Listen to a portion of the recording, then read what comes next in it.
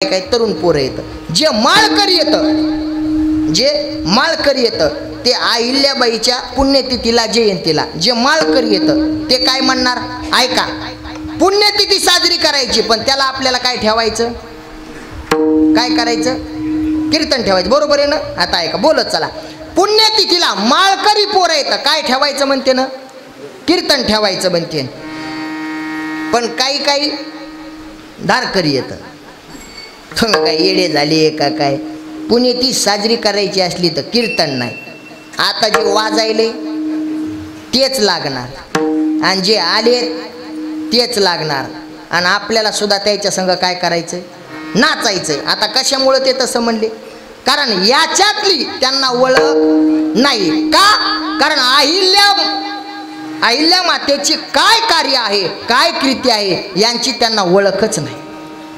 जर त्यांना याची ओळख असली असती तर त्यांनी डीजे कधी पुण्यतिथीला लावला नसता, कारण अहिल्या मातेची कीर्ती जर आपण वर्णन करायचं ठरवलं तर महाराज जगामध्ये आज जेवढे माझे भगवान शंकराचे ज्योतिर्लिंग आहेत त्या ज्योतिर्लिंगाचा जीर्णोद्धार कोणी केला असेल तर माझ्या अहिल्या मातेनं केलेला, कारण ही कीर्ती आहे जगामध्ये। जिथं जिथं महादेवाचं मंदिर आपल्याला भव्य दिव्य दिसतं ना त्या मंदिराचा जर जीर्णोद्धार कोणी केला असेल तर माझ्या अहिल्या मातेने केला। विचार करा, जे जीर्णोद्धार करतात आपण त्यांच्या पुण्यतिथीला भगवंताची जर सेवा ठेवली, कीर्तनाचा कार्यक्रम ठेवला तर त्या मातेला किती आवडेल, कारण त्यांना काय आवडतं अगोदर आपण यांची काय करायला पाहिजे, ओळख करायला पाहिजे। विठाला विठाला विठाला,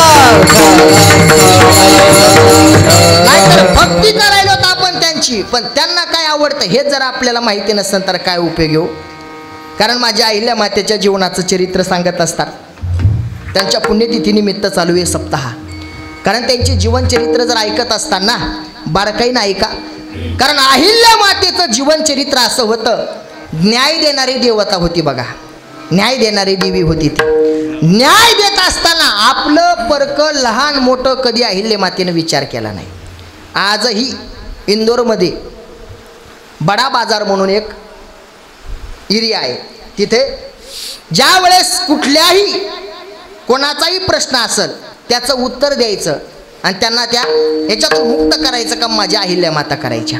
एक वेळचा असा प्रसंग, ज्याला कशाचीही अडचण असू द्या प्रत्येकाचा प्रश्न सोडवायचा आणि प्रत्येकाला न्याय द्यायचं काम अहिल्या माता तिथं त्या बाजारात बसून करायच्या।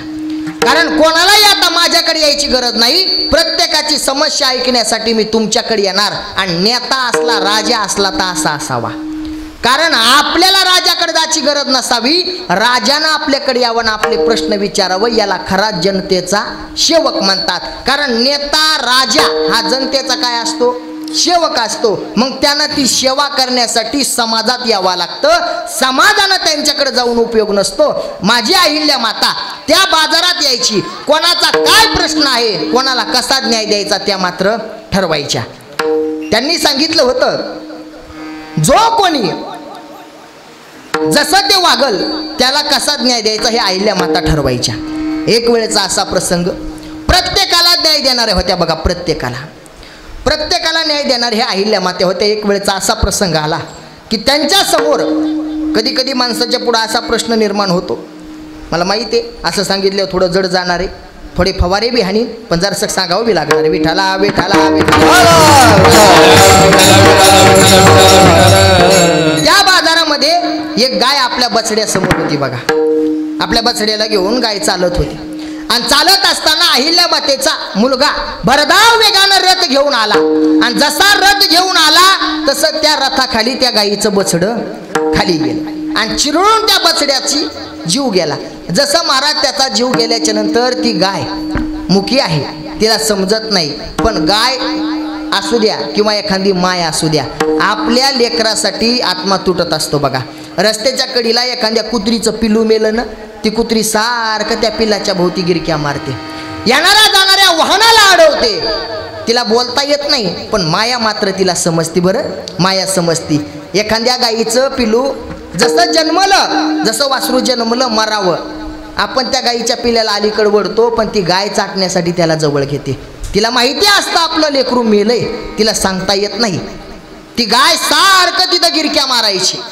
येणाऱ्या जाणाऱ्या माणसाकडे पाहायची, मनातून तिला बोलायचंय की माझ्या पिल्याला, माझ्या वासराला कोणीतरी वाचवा. पण वाचा नव्हती बरं, तिला वाचा नव्हती, पण समजतं. कारण जरी वाचा नसल तरी समजलं पाहिजे.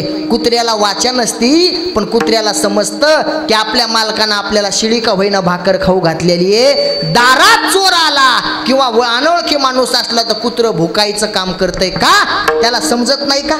समजतं. पण उपकाराला जाण ठेवणारं हे मुक प्राणी असतं बघा. उपकाराची जाण ठेवणारे मुके प्राणी असतात. त्यांना बोलता येत नाही, पण सगळी भाषा मात्र समजते. सर्वांची भाषा आपल्याला समजली पाहिजे. ती गाय त्या बछड्याच्या पुढं गिरक्या मारायची, त्या बछड्याला चाटायची, त्याला गोंधरायची. त्याला चाटत असताना त्या गाईच्या डोळ्यात पाणी. गाईला बोलायचं, पण गाईला बोलता येत नव्हतं. पण तिनं ऐकलं होतं की या राज्यामध्ये एक अशी देवी आहे ती प्रत्येकाला न्याय देते. आणि तिथं जात असताना त्या बाजारामध्ये एक घंटा बांधला होता. ज्याला न्याय पाहिजे, ज्याचा जो प्रश्न आहे, त्यानं तो घंटा वाजवायचा. आणि त्या घंट्याच्या ध्वनीनं, त्या घंट्याच्या आवाजानं अहिल्या माता यायच्या. आणि ज्याचा जो प्रश्न आहे, ज्याला काय न्याय द्यायचा त्या अहिल्या माता द्यायच्या. गाय गेली त्या बाजारामध्ये आणि गाय दन दन दन करत ते घंटा वाजवायला लागली. जसं अहिल्या माता तिथं आल्याच्या नंतर गाईला तर काही बोलता येत नाही. गाईला बोलता येत नाही, पण काय आहे हे सर्व कळाल्याच्या नंतर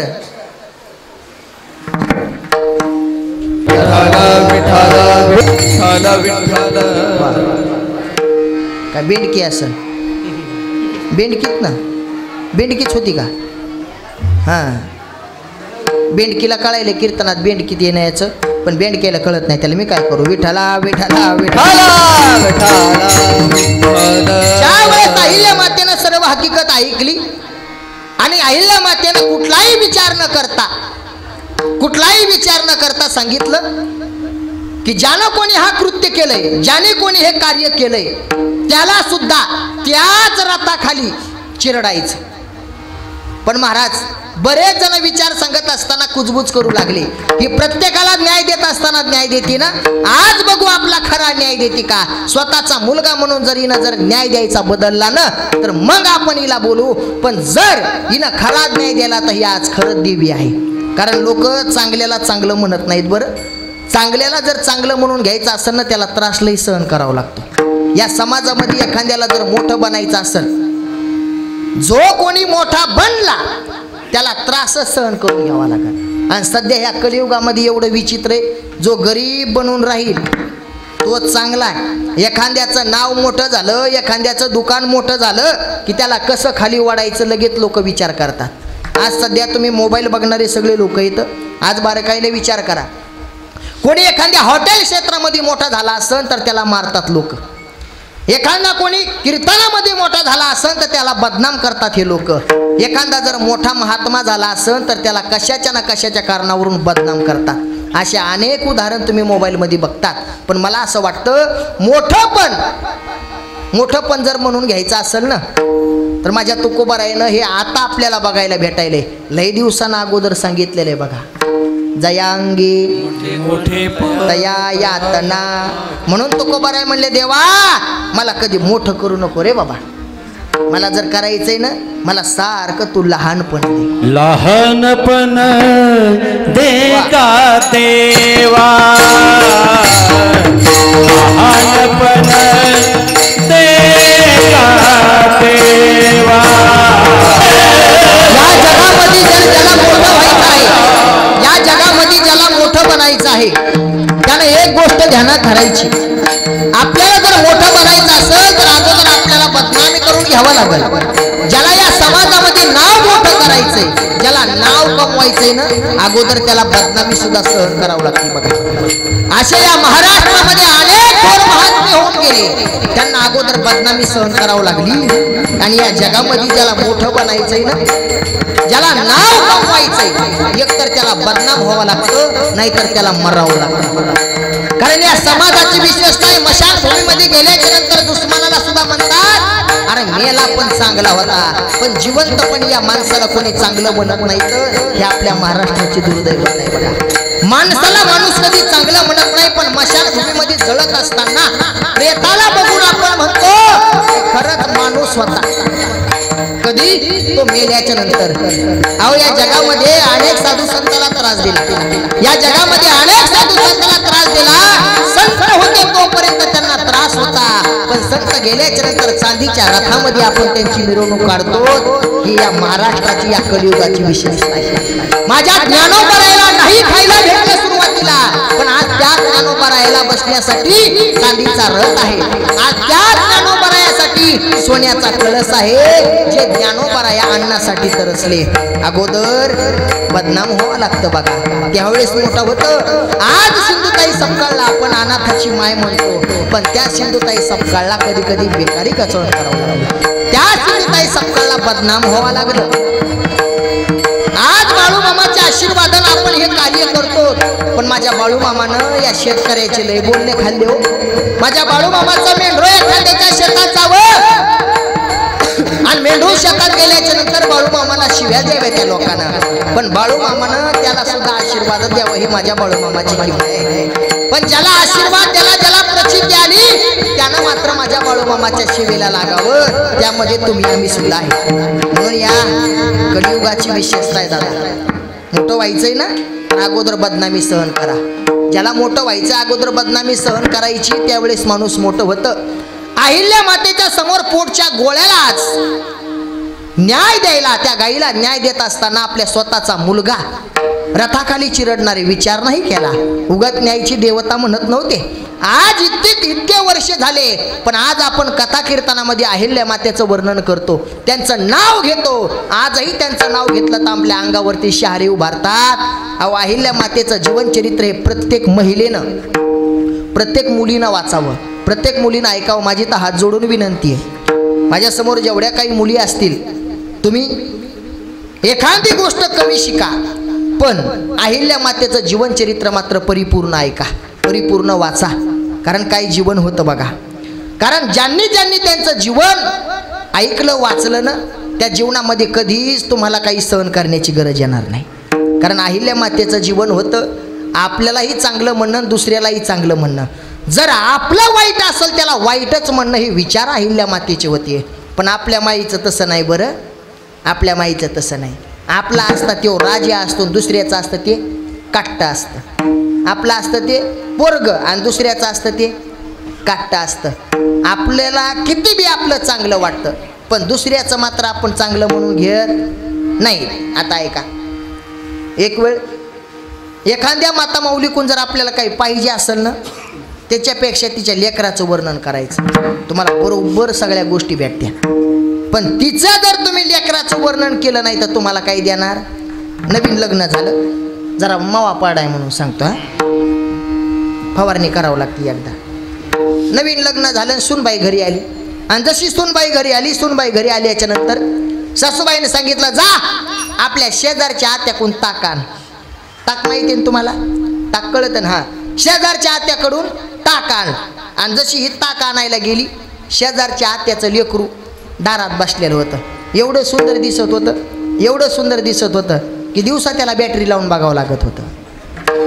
एवढं सुंदर दिसत, आणि एवढं निर्मळ होतं, एवढं स्वच्छ होतं की त्याच्या दोन्ही नाकपुड्यातून शेंबूड गळू लागलं. सगळ्या त्याच्या अंगावरती माश्या घोंगवू लागल्या, आणि ते नाकात बोट घालू लागलं, तोंडात घालू लागलं, नाकात बोट घालू लागलं, तोंडात घालू लागलं. इतकं निर्मळ लेकरू कोणी बघितलं? ह्या सूनबाईनं बघितलं. आणि या सूनबाईनं कोणी बघितलं? ताक आणायला आलेल्या सूनबाईनं बघितलं. आणि जसं बघितलं तसं म्हणली, ती काय म्हणली, माय काय घाण पोट्टा आहे, असं वाटतं की याला उचलावून उकांड्या. हे कोणी ऐकलं?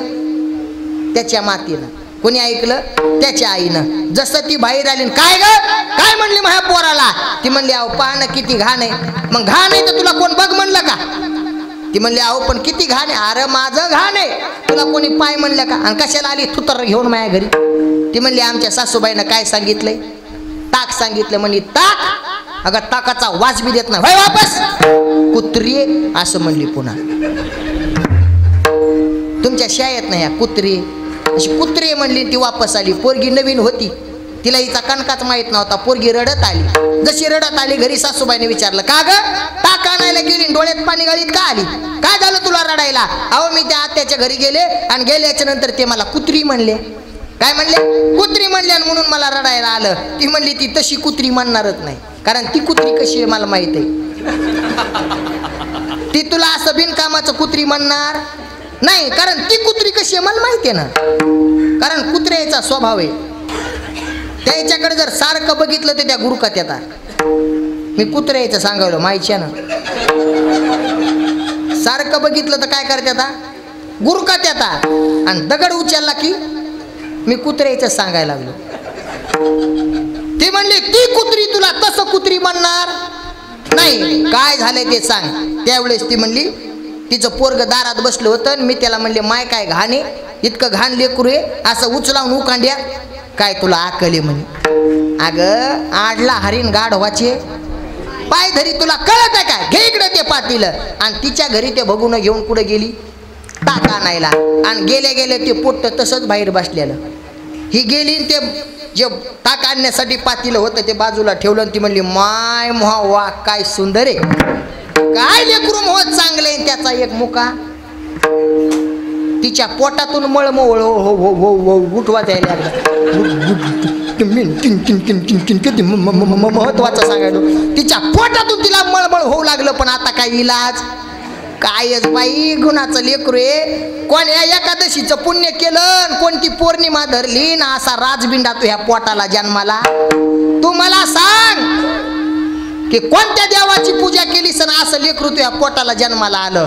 असं म्हणले. ती म्हणली बाई काय सांगू तुला, 12 सोमवार श्रावणातले केले. हिच्या बापान ठुले होय 12 श्रावणातला अख्खा महिना धरला तवा ह्यो राजबिंडा जन्माला आला.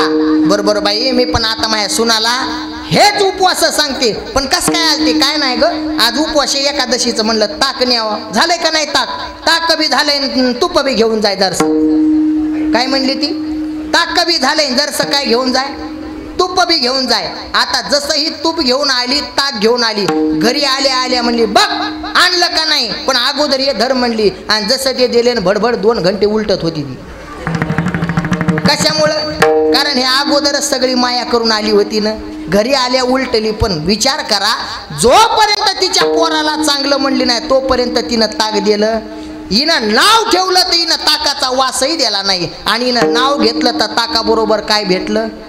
तुप बी भेटलं. ही आपली विशेषता आहे. आपण आपल्याला चांगलं म्हणतो पण लोकाच्याला चांगलं म्हणत नाही.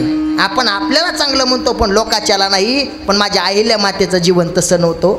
ज्याला चांगलं आहे त्याला चांगलंच म्हणायचं, आणि जो चुकीचा आहे ना त्याला चुकीचंच ठरवायचं. ही अहिल्या मातेची विशेषता होती. सांगितलं ज्याने कोणी हे कृत्य केलंय, थोडा रिपीट लावा त्या, ज्यानं कोणी हे कृत्य केलंय त्याला त्याच रथाखाली चिरडून टाकायचं. एक जणांना सांगितलं न्याय देत असताना विचार करून न्याय द्या. परत येणं कोणी कृत्य केलंय जर कळालं तर परत मात्र न्याय बदलता येणार नाहीये. अहिल्या मातेनं सांगितलं जशी बंदुकीतून निघालेली गोळी परत येत नाही ना, तसा या अहिल्याच्या तोंडातून गेलेला शब्द पुन्हा परत येणार नाही. कारण ही खानदान धनगराची आहे, शब्द द्याला की शब्द पूर्णच करणार. कारण एक वाक्यामध्ये सांगते म्हणे, एकदा शब्द दिला की तो पूर्ण झाला म्हणून समजा, ते कोणी बी असू द्या. एक जणानं सांगितलं दुसरं कोणी नाही, तुमच्या स्वतःच्या मुलानं हे कृत्य केले. मी कोणी केले विचारलंच नाही, जो कोणी असल त्याला रथाच्या पुढे आडवं झोपवा. जसं महाराज स्वतःच्या मुलाला रथाच्या पुढे आडवं झोपवलं, रथा चालवणाऱ्याला सांगितलं चालव रथ, पण त्याची हिंमत होत नव्हती.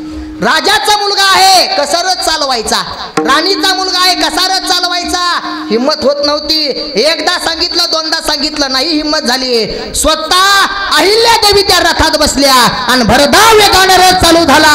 भरधाव वेगाने रथ त्या मुलाच्या दिशेने येत होता. नाही कोणाला दया आली, पण मुखी जनावर असणारी गाय मात्र समोर आली आणि त्या लेकराला पायामध्ये घेतलं. आणि गाय त्या अहिल्या मातेकडे पाहत होती आणि मनातली मनात सांगत होती, मुलगा गमावण्याचं दुःख हे मलाच माहित आहे. माझा मुलगा गेला, मला दुःख कळालं, पण एका माईला आपल्या मुलगा गमावण्याचं दुःख हे माईला कळतं. मला जे दुःख झालं ते तुम्हाला होऊ नये. ही गोमाता आहे महाराज या महाराष्ट्राची, ही गोमाता आहे. काय शिकण्यासारखं आहे, पण विचार करा, न्याय देताना कुठलाही विचार केला नाही. ही अहिल्या मातेची क्रांती आहे. विठ्ठला विठ्ठला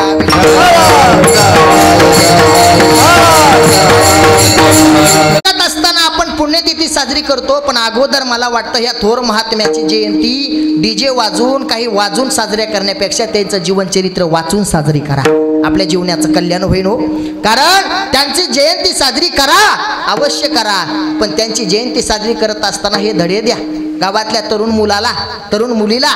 याचं अभ्यास करायला सांगा, कारण हे भविष्यासाठी लय गरजेचं आहे. 40 वर्ष झालं तुम्ही जपलंय ना, हे कायम असंच टिकून राहावं वाटत असेल तर या थोर महात्म्याचं चरित्र आपल्या लेकराला माहिती महत्वाची आहे. विठाला विठाला विठाला.